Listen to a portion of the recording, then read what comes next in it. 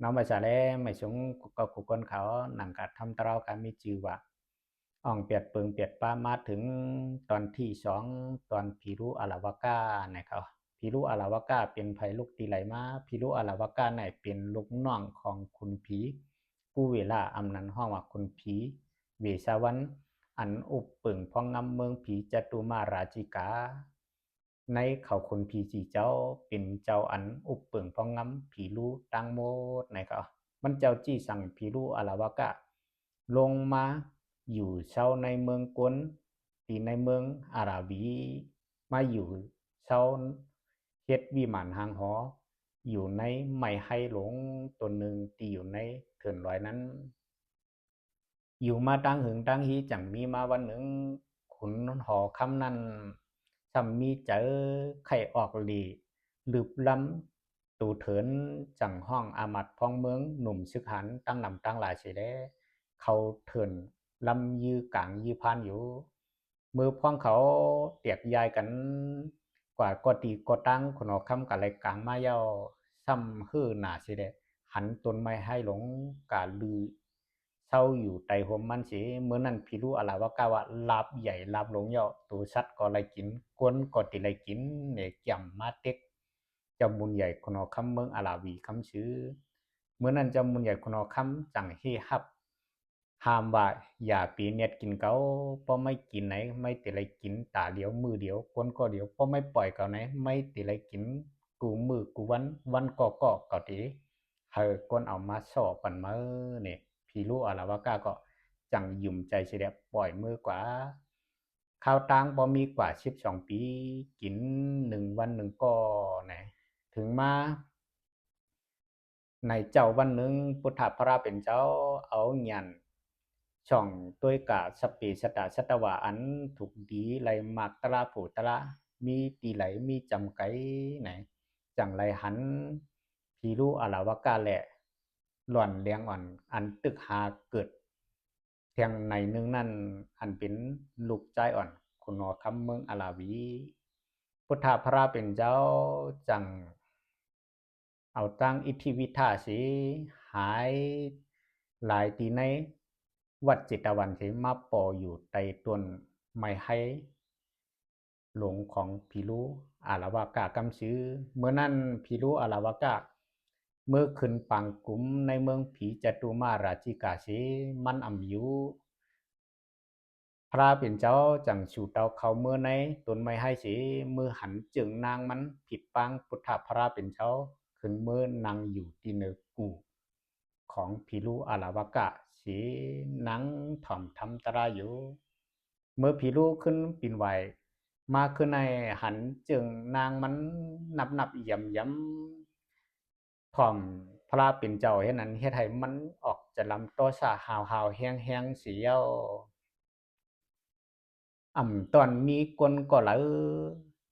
หัดเหยียบเข้ามาในวิมานหางหอคนก็ในมัดช่างกินเขาสิแด้เนี่ยมันจังเอาหลังนักจักอยากเครื่องเย็บตั้งตื้ออันมันเฮ็ดไหลปองเปลี่ยนนั่นตึกใส่มุนชงคำพระดองเป็นเจ้าตั้งแต่โหคำต่อเมืองปอเลียงเฮ็ดคือก็เข้าถึงมุนชงคำพระดองเป็นเจ้าสิแลกึดเกียนเครื่องกัดตั้งขันเขียนโหป้ายว่าเขียนโหเกียวเครื่องกัดตั้งขันอันกัดเขียนที่สุด ใน